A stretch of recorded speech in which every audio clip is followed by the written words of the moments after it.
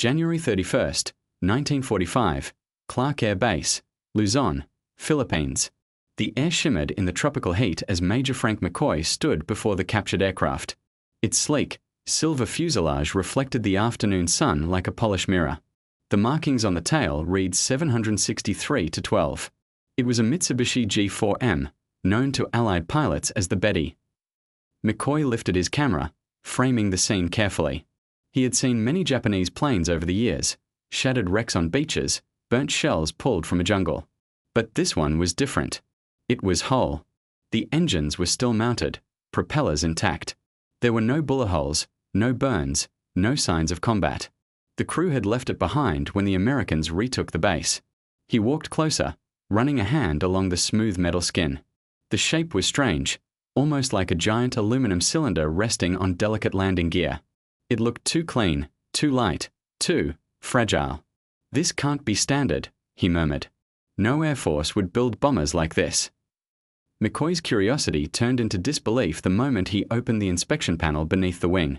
Inside, where he expected to see protective linings or thick rubber layers sealing the fuel tanks, there was nothing.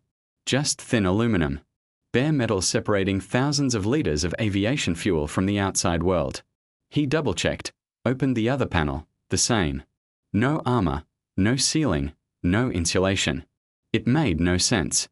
Every Allied aircraft, from fighters to heavy bombers, used self-sealing tanks. A hit might leak fuel, but the expanding rubber would close the hole and stop fires. Here, one bullet would be enough to ignite the entire wing. For years, Allied pilots had described Japanese bombers that caught fire with a single hit. Reports called them flying lighters, airborne torches. McCoy had always assumed those were exaggerations, field talk from tired pilots. But as he looked inside the Betty's wings, he realized it wasn't exaggeration. It was engineering. He called for his team, engineers, intelligence officers, photographers. They began documenting everything. The serial numbers, engine types, fuel lines, wiring, all meticulously recorded. Each discovery made the same statement. This plane was built for speed and distance, not protection. As the sun dipped lower, McCoy sat on an empty crate near the wing, staring at the plane that had once terrorized Allied bases across the Pacific. What had driven the Japanese engineers to design something so powerful yet so unguarded? Why would they risk entire crews for a few extra miles of range? The answers, he would learn, began not in 1945 but in the earliest days of the war, on the very same airfield. 4 years earlier, on December 8, 1941, the air above Clark Field had looked very different. That morning, while smoke still rose from Pearl Harbor, 82 G4M Betty bombers and 26 older G3M Nell bombers took off from bases on Formosa. Their destination, the American airfields in the Philippines. At 12:35 p.m., the first wave appeared, high, precise, and unreachable. The bombers flew at nearly 20,000 feet, glinting like silver specks in the sunlight. Anti-aircraft guns on the ground barked in vain. The bombers were too high. Then the sky opened. Explosions rippled across the runways. Hangars collapsed. Flames rose from parked aircraft, B-17s, P-40s, transports. Within minutes, what had been the main hub of American air power in the Pacific turned into a field of smoke and debris. When the fighters finally arrived to defend, there was nothing left to save. From a bunker on the edge of the base, Lieutenant James Harrington had watched in disbelief. "They came in perfect formation," he later wrote. "Too high to reach, too fast to stop." Then the fighters came down low and finished what the bomber started. 17 B-17s had been parked that morning. 12 were destroyed outright. The rest were too damaged to fly. Nearly every P-40 on the field was gone. In less than an hour, the Philippines had lost its air shield. And at the center of it all, the Betty bomber. It was fast, long-ranged, and precise. It struck from hundreds of miles away, beyond the reach of American fighters. It was the perfect weapon for Japan's lightning advance across the Pacific. But the Betty's first victory was only the beginning of a story no one yet understood. A story that would reveal not just a weapon, but a philosophy. While McCoy's team photographed the captured bomber at Clark Field, they didn't yet realize that this aircraft, the same type that had once destroyed this very base, carried inside it the explanation for Japan's entire air war.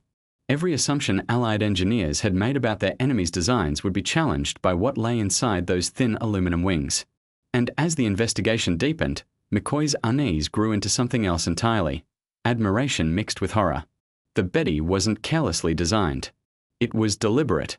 Every missing bolt of armor, every unprotected tank, was part of a ruthless equation that traded protection for range. Japan had built an aircraft capable of striking farther than any other in the world. But they had done it by crossing a line no Western engineer would have dared to cross. That discovery, born under the Philippine sun in early 1945, would rewrite everything the Allies thought they knew about Japanese aviation and about the cost of performance at any price. To understand how the Betty came to exist, one has to return to the early morning of December 10, 1941, just 2 days after that devastating raid on Clark Field. At sea, off the coast of Malaya, the British fleet moved confidently through calm tropical waters. The pride of the Royal Navy, the battleship Prince of Wales and the battlecruiser Repulse, sailed with their escorts. The crews were alert, but they had no idea that above the horizon, 26 Mitsubishi G4M Betty bombers and their older G3M counterparts were already on their way. At 12:20 p.m., the Japanese formation appeared as dots in the clouds. Within moments, the sound of engines filled the air, dozens of synchronized radial roars blending into a single mechanical hum. The British ships opened fire, their anti-aircraft shells exploding in brilliant white bursts. It didn't matter. The Betty bombers split into waves, each diving into precise torpedo runs. Their target, the 2 largest ships the British had in Asian waters. Each plane carried a single torpedo, a Type 91 aerial weapon, nearly a ton in weight, with a warhead built to run shallow and strike fast. One by one, they dropped their torpedoes at low altitude, skimming just meters above the sea. Observers later described it as a perfectly orchestrated assault. Torpedoes streaked across the waves like flashes of silver lightning. Seconds later, walls of water erupted beside the Prince of Wales. Then came the deep metallic thud that shook the ocean itself. One hit. Then another. Then another. Within minutes, the British flagship began listing to one side. The Repulse tried to maneuver, dodging the first few attacks, but there were too many. She too was struck multiple times, her engines faltering as the ship slowed. The anti-aircraft fire intensified but hit little more than empty air. The Bettys kept coming in calm, controlled sequences, each torpedo run perfectly timed. In less than 2 hours, both great ships were gone, sinking beneath the waves of the South China Sea. It was the first time in history that capital warships defending themselves in open water had been destroyed entirely by aircraft. The era of naval supremacy had ended, and air power had claimed the throne. For the Japanese Navy, this victory was proof that their long-range bombers could achieve what battleships could not. The Betty had delivered the impossible, lethal precision from hundreds of miles away. For the Allied forces, the shock was profound. The assumption that ships could protect themselves against air attack vanished overnight. In the months that followed, the Betty bomber became a symbol of Japan's unstoppable reach. It struck targets across the Pacific, from Darwin, Australia, to the jungles of New Guinea. American and Australian bases that once seemed safely distant found themselves within its radius. Reports poured in from across the theater, bombers arriving out of nowhere, completing their runs, and disappearing before any fighter could intercept. The key to that dominance lay in its range. No other bomber of the time could fly so far, so fast, and carry so much. The G4M could cover over 3,000 miles without refueling, a number that baffled Allied analysts. When US pilots finally began to encounter the aircraft in combat, they could hardly believe the distances it traveled. A Betty could launch from Rabaul in the South Pacific and strike Guadalcanal, hundreds of miles away, with ease. It could attack Australian positions from the Northern Islands and still have fuel to return. For nearly half a year, the Betty ruled the skies. Allied air power was too scattered and too limited in range to fight back. When they saw the bombers overhead, they could only watch. But as with every technological edge in war, this advantage carried a hidden cost. While the Betty was fast and far-reaching, it was also fragile. The same design that allowed it to fly extraordinary distances made it vulnerable in ways few could imagine. That vulnerability began to show itself by mid-1942. American fighter strength was growing. New aircraft, like the F-6F Hellcat and the F-4U Corsair, entered combat. They climbed faster, turned tighter, and dove harder. They could finally catch the Betty before it reached its target. The first major test came during the battles around Guadalcanal. In August 1942, A formation of 23 Betty bombers took off from Rabaul to strike the newly established American airfield. The Japanese crews flew with the same discipline and confidence that had defined their early victories. But this time, they were not alone in the sky. As they approached the island, American radar picked them up. Squadrons of F-4F Wildcats rose from Henderson Field to intercept. Within minutes, the two forces met over the ocean.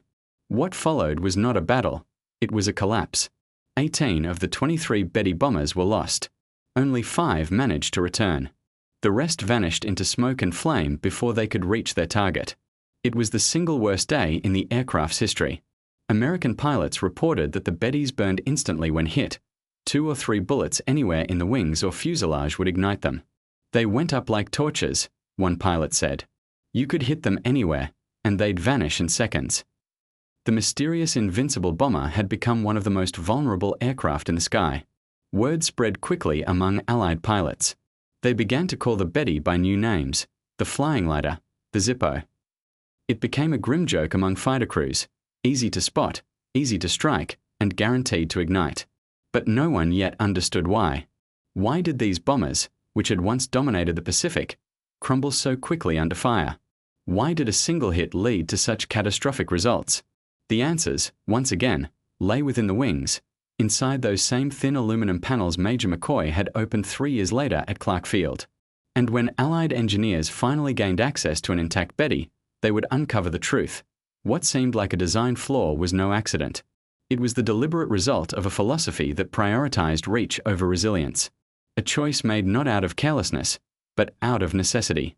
Because for Japan, range meant survival, and protection was a luxury they believed they could no longer afford. By late 1942, the mystery of the Betty's fragility had become one of the most urgent questions facing Allied intelligence. Pilots had theories. Some blamed unstable fuel mixtures, others thought poor maintenance caused explosions, but none of them truly understood. That changed when Australian forces captured the first relatively intact Betty bombers at Buna, in Papua New Guinea. When Allied engineers opened the access panels, the truth was startlingly clear. The fuel tanks were completely unprotected. Thin aluminum, with no rubber lining, no sealing compound, no fire suppression systems. The engineers double-checked, thinking perhaps these examples were damaged or modified. They weren't. Every Betty they examined was built this way. Reports from the Allied Technical Air Intelligence Unit in the Southwest Pacific summarized it simply. The Japanese bombers' fuel tanks possess no form of self-sealing or protective design. The construction is standard across multiple aircraft inspected. That discovery astonished American engineers. Since the late 1930s, all U.S. bombers, even fighters like the P-47 Thunderbolt, used self-sealing tanks. These systems were made with lead rubber compounds that swelled when exposed to fuel, sealing bullet holes automatically.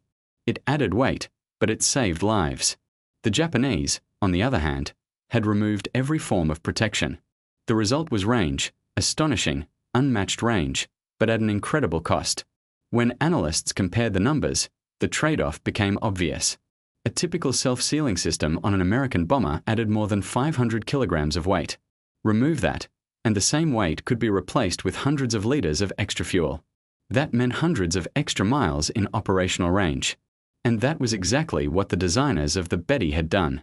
At Mitsubishi's design offices years earlier, a quiet, methodical engineer named Kiro Honjo had been tasked with an impossible problem. In 1937, the Japanese Navy issued specifications for a new long-range bomber. It needed to carry 800 kilograms of bombs or a torpedo, reach speeds over 398 kilometers per hour, and fly nearly 5,000 kilometers without refueling. Those numbers seemed absurd. No bomber in the world could do that, not in 1937. Western aircraft like the B-17 Flying Fortress could barely manage 2/3 of that distance. But the Japanese Navy insisted. Their empire stretched across vast oceans, from the home islands to China, the Philippines, and beyond. They needed a bomber that could cross those distances and return without refueling, even from small island bases. Honjo knew that the only way to meet those demands was through radical weight reduction. Every extra kilogram would shorten the aircraft's range. Armor. Too heavy. Redundant safety systems.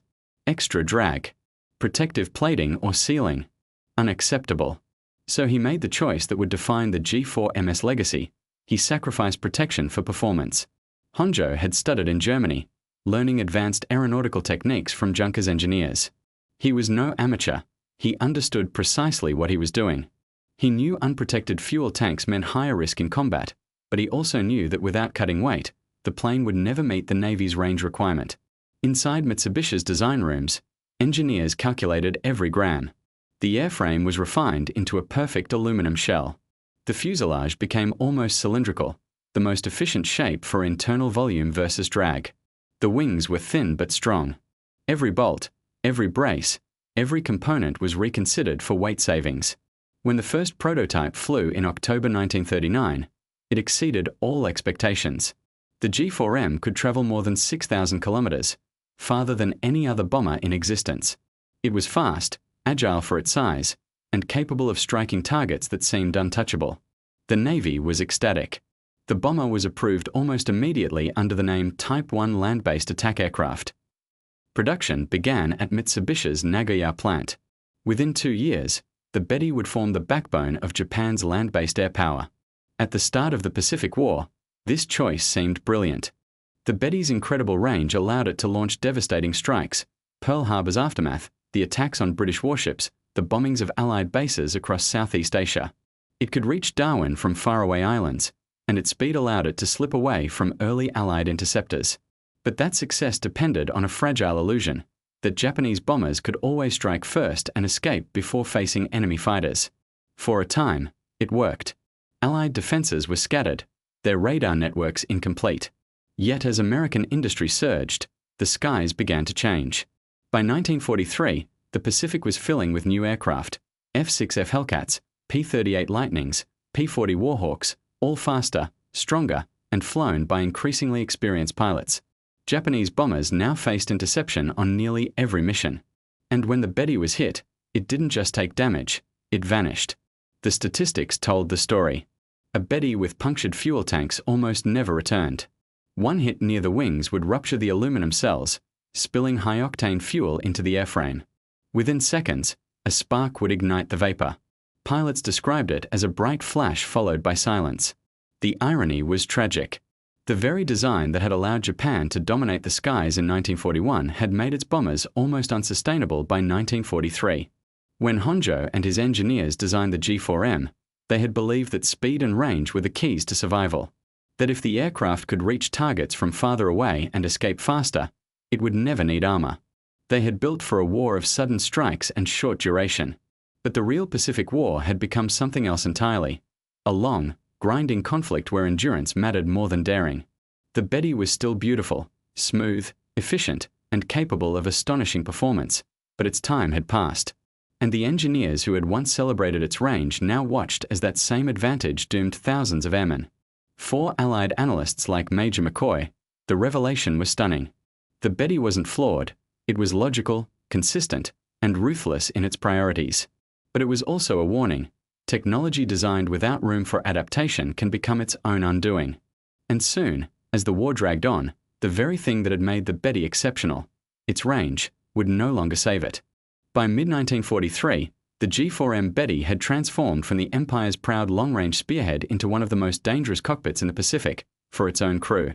What once gave Japan reach beyond imagination now turned against its aviators with mathematical precision. The numbers were unforgiving. American and Allied pilots reported that even small-caliber bullets could ignite the bomber's wings. A few bursts from a .50 caliber machine gun often resulted in instant combustion. Fighter squadrons learned to target the wing routes where the 8 fuel tanks were clustered, 4 in each wing, tightly packed and completely exposed. Each tank held hundreds of liters of high-octane fuel, and without armor or sealant, any puncture meant disaster. The engineers who examined the captured aircraft at Buna confirmed what pilots already suspected. The tanks were simply thin aluminum shells, no thicker than a soda can, welded directly into the wing structure. They weren't removable or isolated. Instead, they formed part of the airframe itself. If one ruptured, fuel would flow freely into the wing cavity, spreading through wiring channels and control lines. The result was inevitable. American analysts later called it a critical failure point, a single flaw so fundamental that no amount of pilot skill or tactical innovation could compensate for it. At the same time, Japanese loss records were growing impossible to ignore. In the skies over Guadalcanal alone, More than 100 Bettys were destroyed between August and October 1942. Each carried a crew of 7. Those losses were not just statistics, they were the slow erosion of Japan's entire long-range strike capability. When Japanese Naval Command reviewed the reports, they didn't need engineers to tell them what was happening. Pilots already knew. They called their aircraft Type 1 Lighter. It was dark humor, but it reflected a grim reality. The bomber's best-in-class range meant little if it never returned. Desperate to preserve their investment, Mitsubishi began modifying the design. Starting with the 663rd aircraft off the production line in March 1943, engineers installed 30mm sheets of rubber beneath the wings. It was a compromise, not a true self-sealing system, but a thin layer that might slow leaks from small-caliber hits. The results were mixed at best. The added rubber reduced top speed slightly and cut range by nearly 300 kilometers. But even with the change, one cannon shell or tracer round still set the aircraft ablaze. Engineers had traded a fraction of vulnerability for a measurable loss in performance, and in the brutal arithmetic of total war, it wasn't enough. To the men flying the Betty, these incremental improvements hardly mattered. Most knew their odds. They watched entire squadrons vanish within months, sometimes weeks. Veteran crews were irreplaceable, and yet new recruits kept climbing into cockpits, understanding what the missions meant. For Japanese strategists, this was the ultimate dilemma. The Empire's air doctrine depended on aircraft that could reach targets no one else could, but to reach them, those aircraft had to fly unprotected. It was a gamble rooted in confidence that had once seemed justified. When the war began, Japan's fighter escorts, agile, long-range Zeros, could protect the bombers over vast distances. But as Allied fighters grew faster and radar networks expanded, that protection collapsed. The Betty was left exposed. The losses over Guadalcanal proved that fact with brutal clarity. On August 8, 1942, out of 23 Betty bombers sent to attack Henderson Field, only 5 returned. Just a day later, another formation followed and met the same fate. By the end of the campaign, the Japanese Navy had lost over 100 bombers and nearly 700 airmen. Entire air groups were effectively erased from the order of battle. Still, the missions continued. Duty, pride, and doctrine demanded it. For every crewman who strapped himself into a Betty, the aircraft represented both national honor and quiet resignation. Former Flight Petty Officer Masaru Watanabe would later describe it in simple words. It was a beautiful machine. It felt alive in your hands. But we all knew what it meant to fly it. We knew one bullet could end everything. The Betty's fuselage, sleek and elegant, offered almost no armor for its crew. The pilot and co-pilot sat behind a thin windshield with no bulletproof glass. The gunners, positioned in narrow blisters along the sides, were completely exposed to incoming fire. Even the radio operator's compartment was unarmored. A single burst from behind could travel through the entire length of the aircraft, striking multiple crew positions. And yet, in its own way, the Betty was still an engineering masterpiece. It could climb faster than many twin-engine bombers of its time, and its lightweight construction gave it an almost graceful handling quality. Crews often spoke of how responsive it felt, how it seemed to glide effortlessly through the air, right up until the moment something hit it. For American pilots intercepting these bombers, the contrast was surreal. They respected the Betty's range and speed, but they also recognized its fatal weakness. Lieutenant Commander John Thomas Blackburn, leading a Corsair squadron at Guadalcanal, put it bluntly, they went down like paper. We couldn't believe it. Hit them anywhere, and they were gone. By late 1943, Allied air superiority across the Pacific made daylight missions nearly impossible for the Betty. The bomber's once legendary reach no longer gave it freedom. Instead, it trapped its crews in a paradox: too valuable to retire, too vulnerable to survive. The Japanese Navy began testing night raids, hoping darkness would shield the Betty from interception. Some missions succeeded, but more often, mechanical failures, weather, or navigation errors claimed the aircraft before they ever reached their targets. The bomber's light frame, designed for efficiency, struggled under the stress of long nighttime flights. At the Mitsubishi factories back in Nagoya, the engineers knew the numbers. They were producing around 100 aircraft per month, but combat reports showed that nearly all were destroyed within weeks of deployment. The math was inescapable. Japan was losing Bettys faster than it could build them. Still, they kept producing. They kept believing that range and precision might somehow balance vulnerability. And while Allied engineers at Clark and Booner studied captured aircraft, The Japanese designers continued to refine the same philosophy, trading protection for reach, betting that performance would somehow outweigh survival. It was a gamble they could no longer win. By 1944, the Mitsubishi G4MS weaknesses had become a legend among Allied aviators, and a quiet tragedy among Japanese crews. The bomber that had once symbolized reach and technological confidence now existed as a paradox, an aircraft that could strike farther than any other in the Pacific, but rarely made it back. Japanese engineers tried again to fix what had become unfixable. A new version, the G4M3, introduced thicker rubber lining and a partially self-sealing fuel system. It was the first time the Betty had true protection against leaks. But the change came with a cost. The additional weight reduced the aircraft's range by more than 2,000 kilometers. Top speed dropped as well. It could finally survive a few hits, yet it could no longer fulfill the mission it was built for. Production of the G4M3 began late in 1944, and fewer than 100 were ever completed. By then, American fighters dominated every corner of the Pacific sky. The improved Betty might survive one extra burst of gunfire, but it would still face overwhelming odds every time it took off. And so, in the war's final year, the Betty's story turned from one of strategy to one of symbolism. When the Allies began capturing intact aircraft across Southeast Asia, they treated them not as trophies, but as puzzles. Engineers dismantled every panel, every rivet, every wire. At Clark Field in early 1945, Major Frank McCoy's team spent weeks examining a near-perfect example left behind by retreating Japanese forces, the same bomber that sparked so much curiosity at the beginning of this story. They recorded every dimension. They measured the thickness of the aluminum skin, weighed each component, and tested fuel residues from the wing tanks. When they reached the heart of the fuel system, their disbelief returned. Nothing had changed. The same unprotected aluminum cells, the same exposure to gunfire, the same calculated risks. For the analysts, it was no longer a mystery.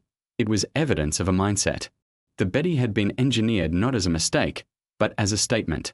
Its range and speed were its shield, its efficiency its armor.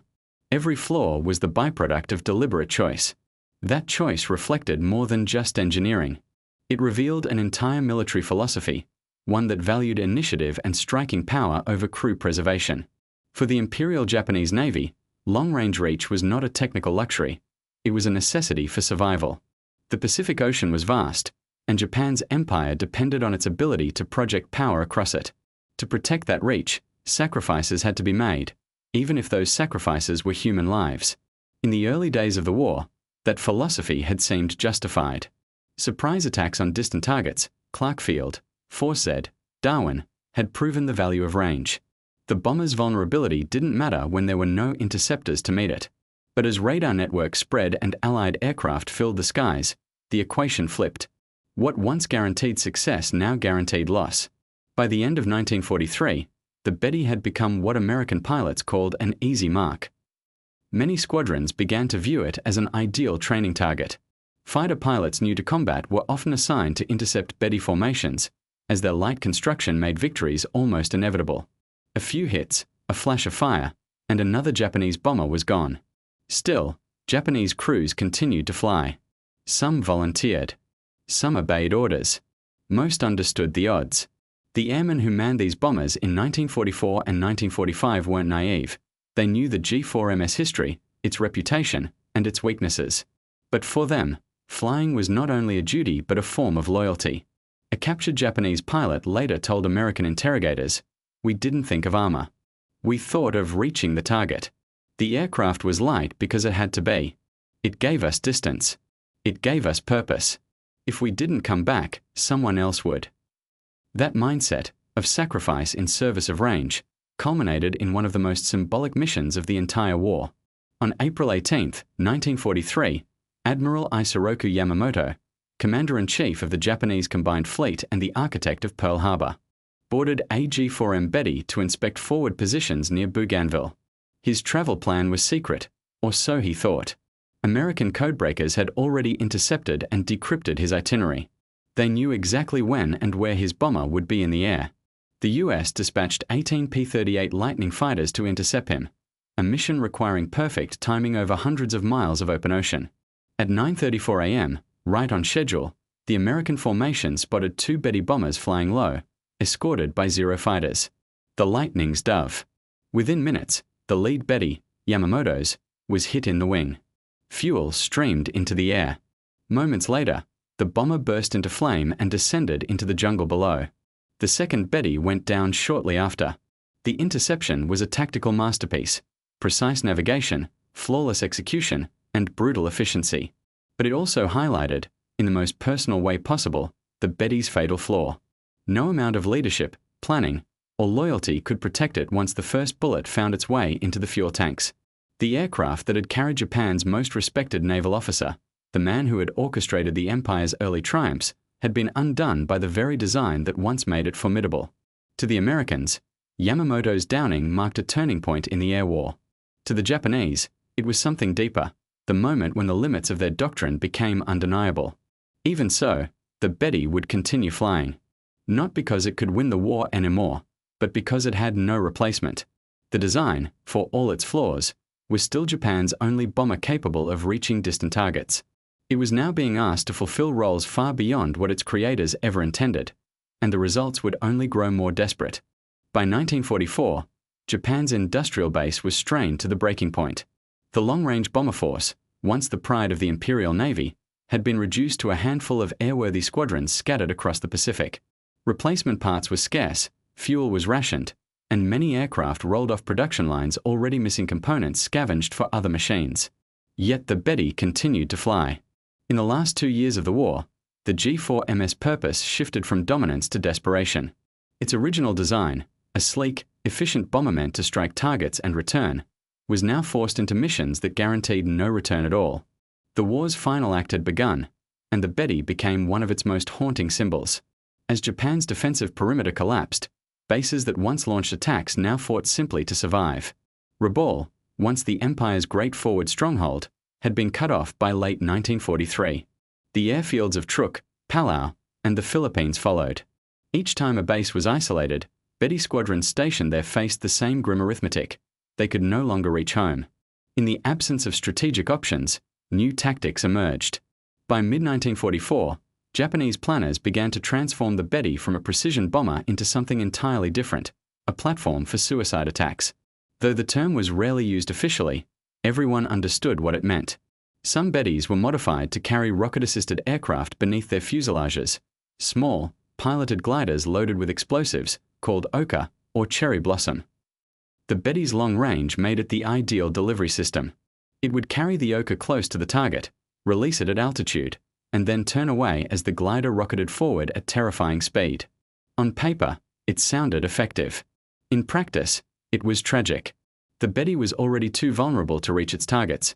Now, weighed down by the Oka, it became even slower and more defenseless. American radar picked up the lumbering formations long before they approached. Fighters scrambled to intercept, and most never made it near their objectives. In one mission on April 12, 1945, 16 Bettys carrying Oka gliders departed Kanoya Air Base, bound for the U.S. fleet off Okinawa. None returned. 15 were shot down before releasing their payloads. One reached the fleet but missed its target entirely. Not a single Oka struck home. Still, more missions followed. For many pilots, it wasn't about victory anymore. It was about meaning, about fulfilling a duty that could no longer change the outcome but still carried the weight of honor. One crewman's diary, recovered from a wrecked Betty in the Philippines, captured that feeling in a few brief sentences. The aircraft is light and graceful, but it is a ghost. We know what we fly toward. The Betty will take us far, perhaps farther than anyone before us, but it does not bring us back. To the Allies, these missions underscored how far Japan's air strategy had fallen. The Betty, once a tool of precision warfare, had become a vessel of sacrifice. American intelligence reports from 1945 listed the G4M as obsolete in all conventional roles, yet hundreds remained active. The aircraft was still fast enough for ferry and transport duties, and its long range made it useful for moving high-ranking officers and essential supplies between isolated garrisons. It was on one of these transport missions that the Betty found itself in a moment of quiet irony. The same aircraft that had symbolized aggression at the war's beginning would now serve as the vehicle for its end. On August 19, 1945, 4 days after Japan announced its intent to surrender, 2 white-painted Betty bombers lifted off from Kisarazu Air Base, just south of Tokyo.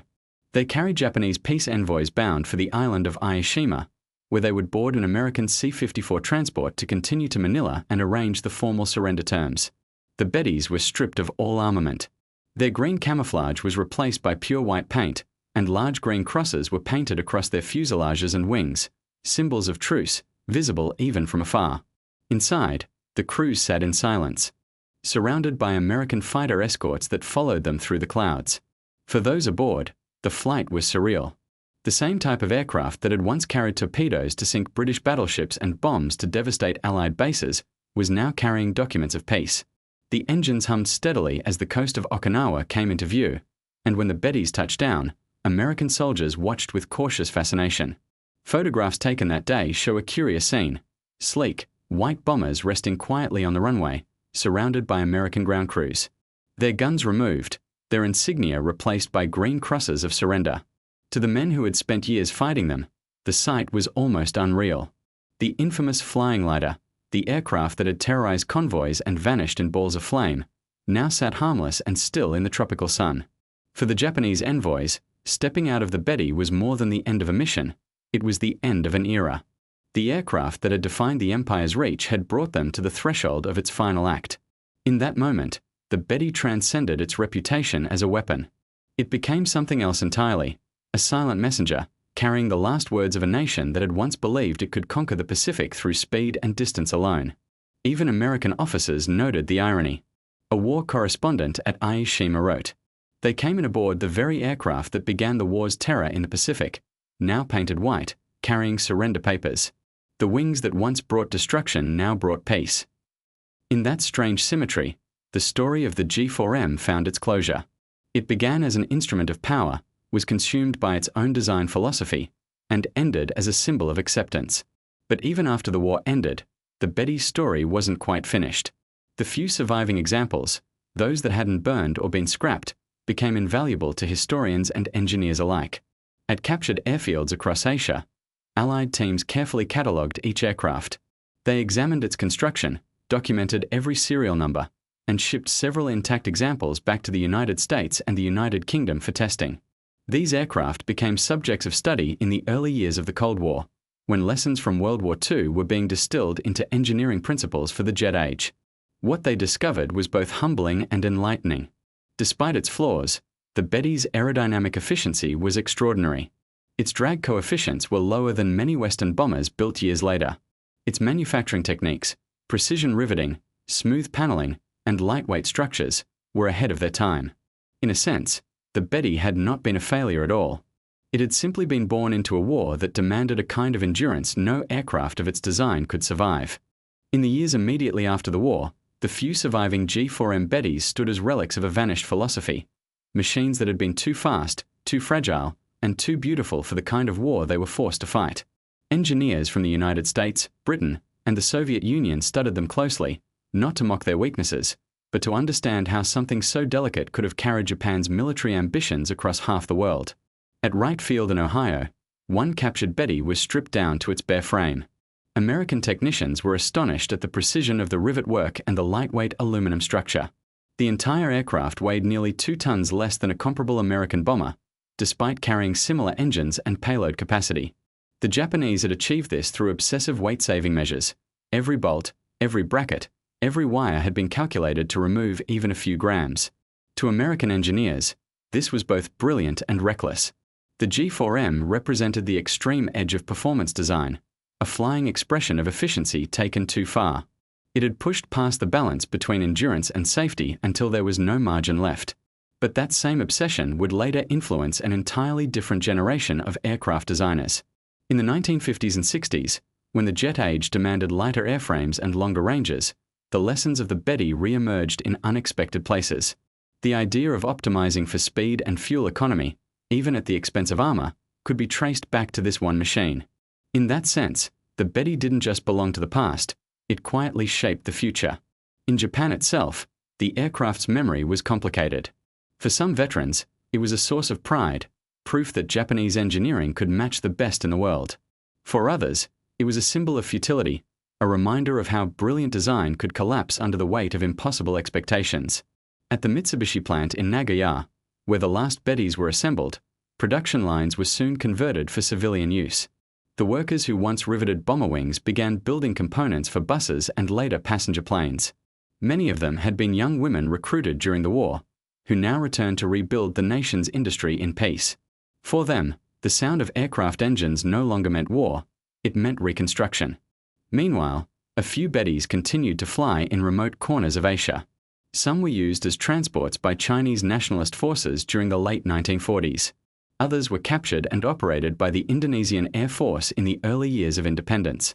In these roles, stripped of weaponry and painted in new colors, the Betty became an unlikely workhorse, a cargo carrier, a mail plane, even a trainer.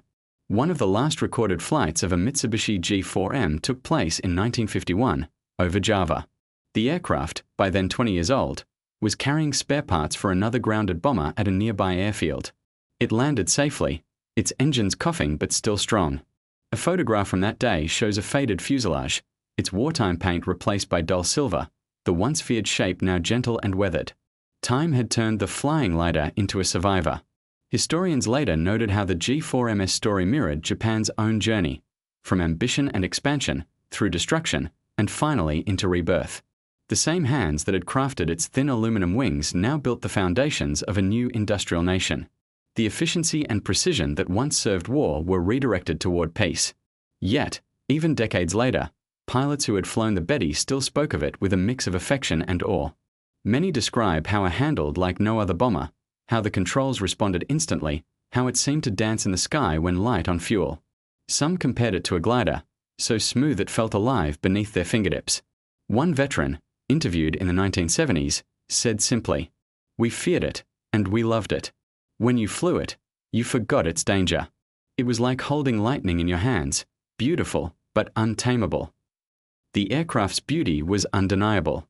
With its sleek fuselage, clean lines, and long, tapered wings, it looked almost modern even years after the war. Photographers and restorers who later studied the design often remark that, in another time, it could have been a record-breaking civilian plane. Its aerodynamic purity was that refined. But for all its elegance, the G4M remained defined by the paradox that had shaped it, a machine built to win through range, undone by the very lightness that made that range possible. Museums today often display surviving fragments, a wing panel here, a fuselage section there, each piece telling part of the story. In one exhibit in Tokyo, a single restored engine sits on a polished pedestal, its metal worn but still gleaming. The caption reads, "Mitsubishi Kasei 21, the heart of the Type 1 attack bomber." Visitors who stop to read about it often linger longer than expected, perhaps because they sense something human in its story, not just the machinery, but the contradiction it represents. The pursuit of perfection, the cost of ambition, the fine line between ingenuity and overreach. The G4M was not a failure. It was a lesson, one written in aluminum and air. And that lesson, quietly, outlived the war itself. Even the name Betty, given by the Allies, carried a strange legacy. It had been chosen by American intelligence as part of their code system for Japanese aircraft, female names for bombers, male for fighters. But over time, the nickname took on a life of its own. When post-war historians referred to the G4M, they rarely used its Japanese designation. They simply called it the Betty. In an odd way, that foreign nickname preserved its memory better than any official title ever could.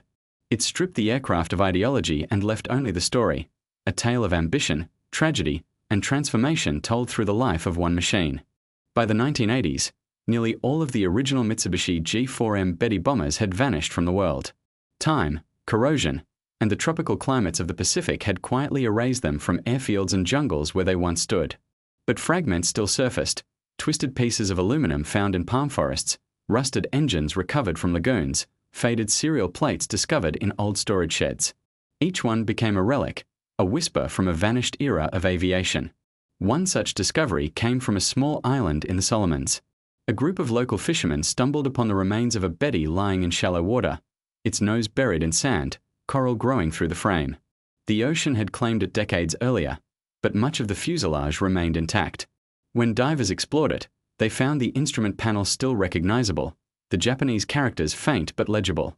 The aircraft had crashed there in 1943, shot down on a mission to intercept American bombers. For 40 years, it had rested silently beneath the waves, untouched by war or memory. When news of the find reached Japan, A team of historians and engineers arrived to document it. They treated the wreck not as debris, but as an artifact of national history. The recovery process took months, every bolt, every scrap catalogued and preserved. The remains were eventually shipped to a museum in Tokyo, where they were cleaned, stabilized, and placed on display. Visitors who came to see it didn't look at it as a weapon anymore. They saw it as a time capsule, a message from a generation that had believed flight could change destiny. That wreck became one of only a handful of surviving Bettys in existence. Another was restored in the United States, not to flying condition, but as a full-scale static reconstruction. It took over a decade to piece together using parts from wrecks found across Southeast Asia. When it was finally unveiled, gleaming under the museum lights, it looked almost alive again. Its wings stretched wide, the faint reflection of polished aluminum evoking the ghosts of the skies it once ruled. Children who visited those exhibits didn't see the fear their grandparents once felt when the sound of its engines filled the night. They saw instead a machine of wonder, an elegant, otherworldly design from a time when air power was still new, and every mission was a leap into the unknown. What the Betty came to represent in memory was something much broader than the war itself. It symbolized the paradox of progress, how technology could lift humanity to new heights, even as it carried them into destruction. The men and women who had built it weren't villains or heroes. They were engineers, craftsmen, workers doing their jobs, driven by duty and the desire to perfect their art. In interviews decades later, some of the original Mitsubishi engineers reflected on the project with quiet melancholy. One recalled, "We built it to fly farther than any bomber before it. We wanted it to be beautiful. But beauty is fragile. It was too light for the world it had to live in." That single sentence captured everything about the G4MS story: the brilliance, the vulnerability, the human cost of perfection pursued without compromise. In post-war Japan, as the nation rebuilt, many of those same engineers helped design new aircraft, civilian ones this time. Their knowledge, refined through wartime experience, laid the foundation for Japan's modern aerospace industry. Companies that once built engines for warplanes began producing components for commercial jets. Factories that had forged aluminum for bombers now built parts for trains and cars. The efficiency, precision, and ingenuity that created the G4M were reborn in the industries that fueled Japan's recovery. In this way, the Betty's legacy became part of a much larger transformation: the shift from empire to industry, from war to innovation. The nation that had once built aircraft designed to reach across oceans now built machines that connected those oceans in peace. Even in popular culture, the Betty never fully disappeared. Model builders and historians kept its story alive. Aviation magazines published detailed cutaways of its internal structure, celebrating its design rather than its destruction. Video documentaries featured interviews with surviving crew members, who described not only its flaws but its grace. The internet era later brought enthusiasts together from around the world, people restoring wrecks, sharing blueprints, trading stories, and preserving the legacy of a machine that once symbolized both brilliance and tragedy. In forums and restoration workshops, the same word appears again and again when people describe the G4M: elegance. Not speed, not firepower, not power, elegance. Even those who never flew it seemed to sense what it meant. The Betty was more than a bomber. It was a mirror, reflecting both the ambition and the limits of human design. When aviation historians list the most significant aircraft of World War II, they often include the B-17, the Lancaster, the B-29.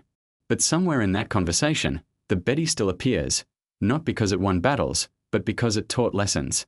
It taught engineers about the balance between performance and protection. It taught strategists about the cost of overreach. And it taught generations of pilots and designers that even the most extraordinary machine can become a warning about what happens when ambition outruns reality.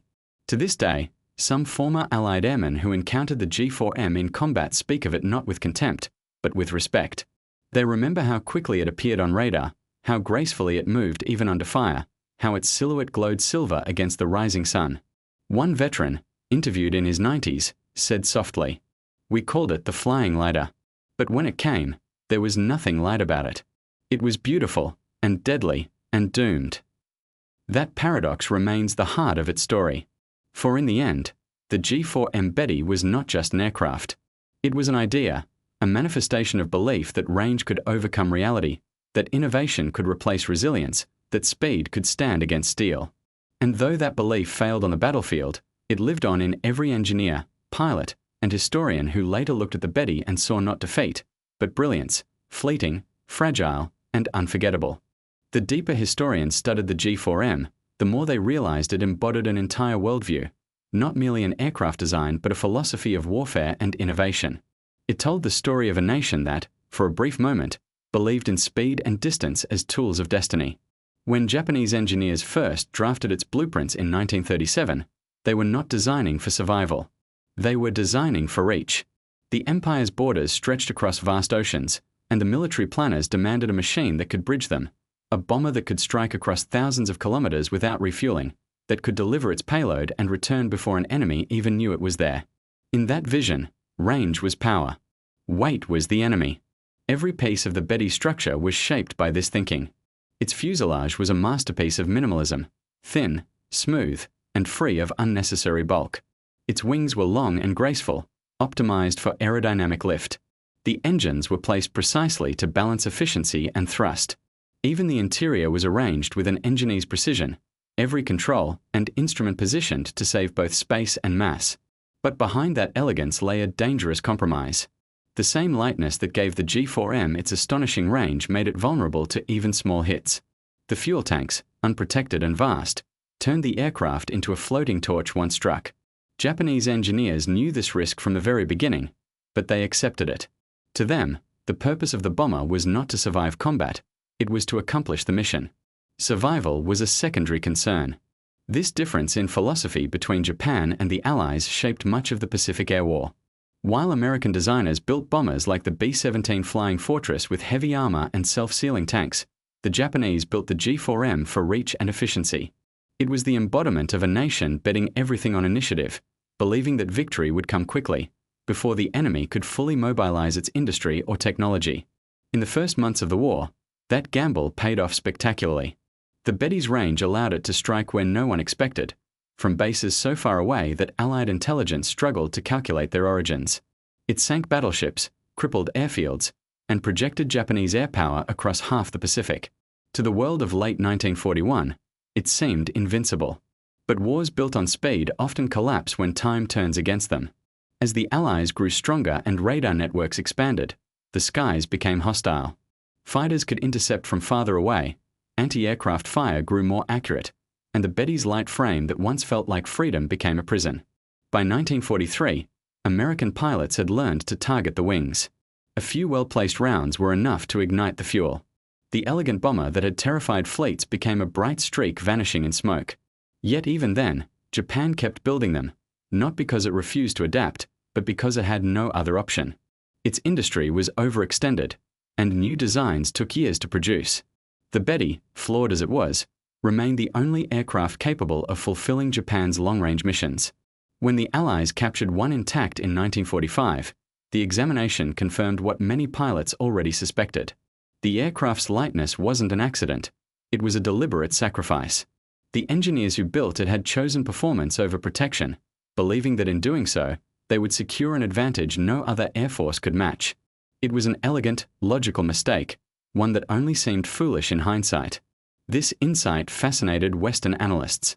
In their reports, they noted that Japanese aircraft designers operated under a fundamentally different set of assumptions shaped by geography, limited resources, and doctrine. Japan could not afford to produce bombers as large and armored as those built in America. It had to achieve more with less. The Betty was the purest expression of that necessity. In lectures and training documents after the war, the Betty became a case study, a warning taught to future engineers and strategists about the dangers of pursuing a single goal to its extreme. Range, speed, firepower, none of it mattered if the aircraft could not survive its mission. But for all the technical analysis, something more human lingered in its story. Pilots remembered the Betty not as a mistake, but as a companion, a machine they trusted despite its fragility. They flew it through storms, over mountains, across endless seas. It was light, responsive, alive beneath their hands. To them, it was not a doomed aircraft. It was a work of art, and art is not judged by its survival. In Japanese memory, the Betty took on a new symbolism in the decades that followed. It came to represent courage born from vulnerability, precision born from limitation. In novels and films, it appeared as a quiet metaphor for the nation itself, beautiful, ambitious, but ultimately undone by its own ideals. Even Western audiences began to see it differently. The post-war decades brought distance from the fear and destruction of the Pacific conflict. Museums and documentaries began to focus less on tactics and more on design, on the strange beauty of machines like the Betty, which existed in the tension between innovation and fragility. Some restorers called it the poet's bomber. Others describe it as a lesson in what happens when imagination outruns reality. Both were true. In the end, the Betty story became universal, not just about war, but about invention itself.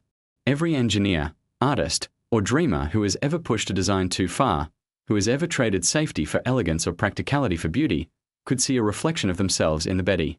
It reminded people that progress always carries a cost, sometimes measured not in money or metal, but in human risk and hope. The white-painted Bettys that carried the surrender envoys in August 1945 were the final punctuation mark in that story. They symbolized both the beginning and the end, the first aircraft to strike America's Pacific bases, and the last to surrender on its behalf. The circle closed perfectly, as if the machine itself had traced its own destiny across the sky. When the white-painted Bettys touched down on the island of Aishima on August 19, 1945, the war was already over, but their arrival carried a gravity no words could match.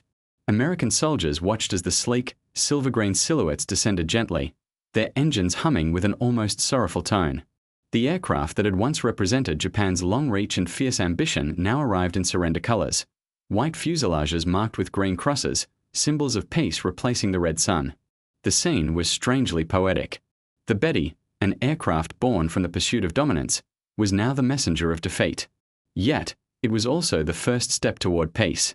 For the Americans who examined those planes, it was impossible not to feel a measure of respect. The machines looked fragile but purposeful, dignified even in surrender. They seemed to embody the story of a nation stepping out of one era and into another. After the surrender meetings, those same aircraft were dismantled, their parts examined and shipped off to study centers.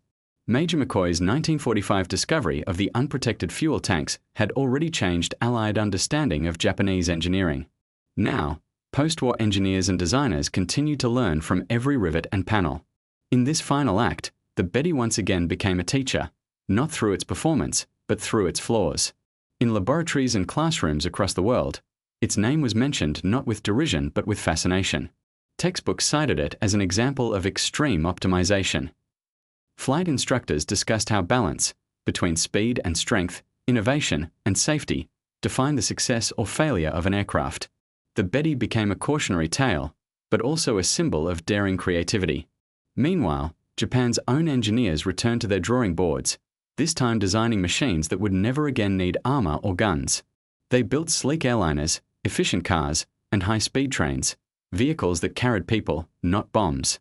Many of the principles that had shaped the Betty, aerodynamic efficiency, weight-saving materials, precision manufacturing, found their way into the post-war technological revolution. The ghost of the G4M lived quietly inside the bullet train's streamlined nose and the polished skin of commercial jets. And so, in an unexpected way, the bomber that had once embodied destruction became part of Japan's rebirth. In museums today, when visitors stand before the surviving fragments of a G4M, they often read the plaques in silence. Few know the full story, the long arc from its design in 1937 through its dominance in 1941, its losses in 1942, and its final transformation in 1945. Fewer still realize how profoundly it shaped both sides of the war, as weapon, as warning, and as teacher. But those who do understand see something beyond metal and rivets. They see a mirror of humanity's greatest contradiction, our ability to create things of incredible beauty for terrible purposes, and our equal capacity to learn from those mistakes. The Betty's legacy, then, is not one of defeat, but of understanding. It reveals that technological brilliance can exist even in error, and that lessons born from tragedy can guide future generations toward wisdom. It reminds engineers to ask not just what can be built, but why it should be. In the end, the Betty was a paradox that defined an era, a machine both too advanced and too fragile, a marvel of design that could not survive the world it entered. It began its life as an instrument of conquest and ended as a messenger of peace. It burned brightly and briefly across the Pacific skies, leaving behind not wreckage, but a lesson written in aluminum and courage. As one Japanese engineer reflected years later, "We built it for a war we did not fully understand. but its wings taught us how to build for the world that came after. And that is the lasting truth of the Betty bomber, not a tale of victory or loss, but a story of transformation. From the fire of conflict to the calm of peace, from destruction to creation, the same hands that built the lightest bomber of the war would later help build one of the most advanced nations on Earth. The sky that once carried the hum of G4M engines became, in time, the sky of passenger jets, satellites, and exploration. The warplane had turned, in memory and meaning, into something greater than itself, a reminder that every end carries within it the seed of a beginning. In its quiet way, the Betty became timeless, not for what it destroyed, but for what it taught. The aircraft that once chased distant horizons had finally reached its last destination, peace.